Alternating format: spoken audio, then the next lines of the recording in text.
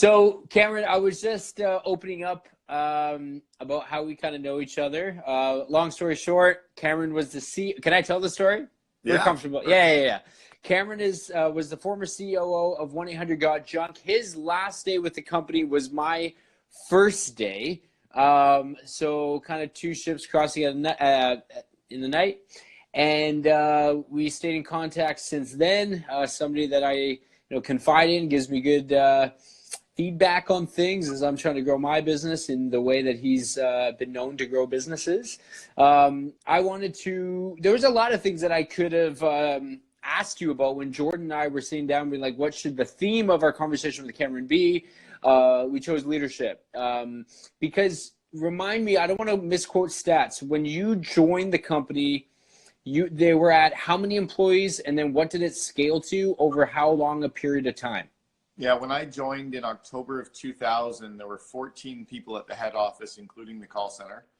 And when I left, and there were 12 franchisees. And then when I left 6.5 years later, we had 330 franchisees and we had around 3,100 employees system-wide.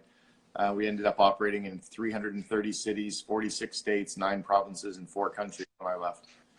So anybody that's, this message or my time with Cameron isn't just for entrepreneurs. It's anybody that's working within a team, leading a team.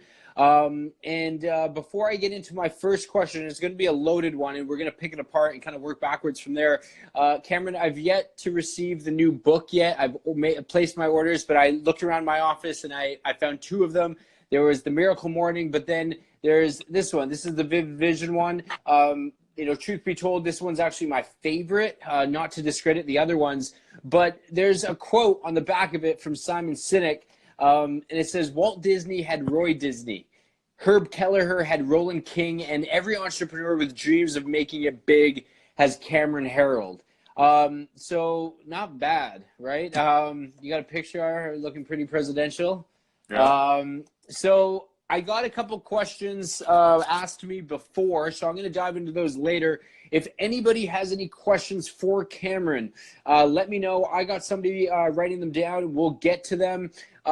Every Monday night, I'm interviewing people that are interesting, have a good story to tell that I feel people can learn from, and none other than Cameron Herold is with me today. My first question, Cameron, on leadership is, are people born leaders, or do those skill sets develop over time?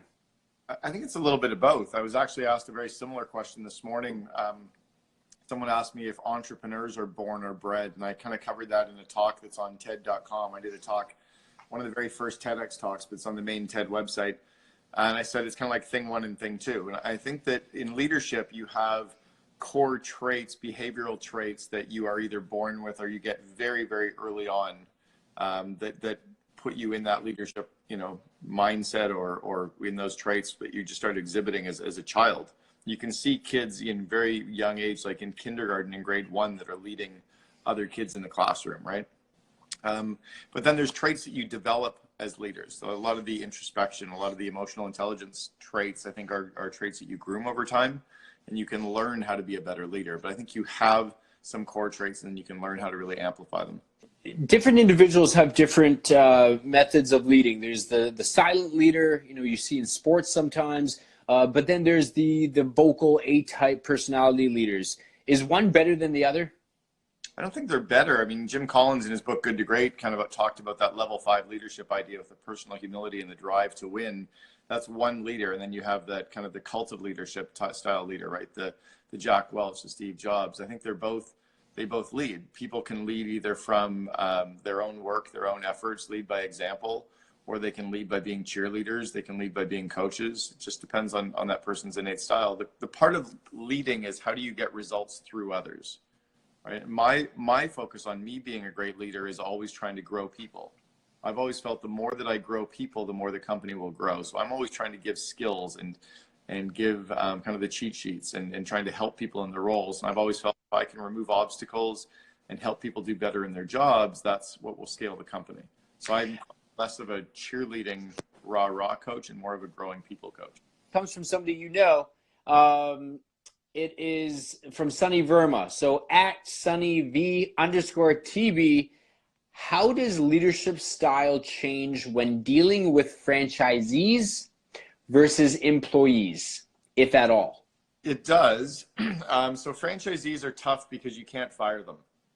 You're kind of locked into a relationship. So my mantra, and I learned this when we built Boyd Auto Body and Gerber Auto Collision, which was prior to 1-800-GOT-JUNK, was sell them, don't tell them. And my partner and the CEO of the company, Terry Smith, used to say, sell them, don't tell them. And it was all around, how do we convince our franchisees? How do we get them to buy in? How do we get them aligned versus holding them accountable or telling them to do something? With employees, you can always default to telling them. But then again, you know, it doesn't work as well as selling them as well. So I think it probably aligns that you can do the same thing, but with franchisees, you can never tell them what to do.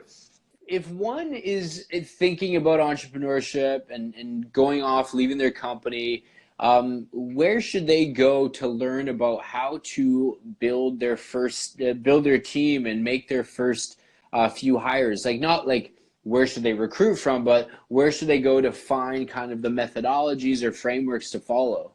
Yeah, it's interesting. I was talking to someone the other day about this, and I said, if I was a student, I would not go to college. I would actually go find 5 really strong culture companies, offer myself out to work for them at minimum wage or whatever they could afford to pay me. And I would work there for 4 one-year stints at 4 different companies. I would graduate from that 4 years with no debt and some incredible experience, connections, and I'd have had just as much fun partying with all the younger people at all those companies as I would have at college. So where I would go to learn is from a little bit of the experience. And the reality is, like, these days of apprenticing, you know, apprenticing used to be the way you learned everything. I don't know why we've forgotten that. That's a huge option out there. Awesome. Cam, thanks so much.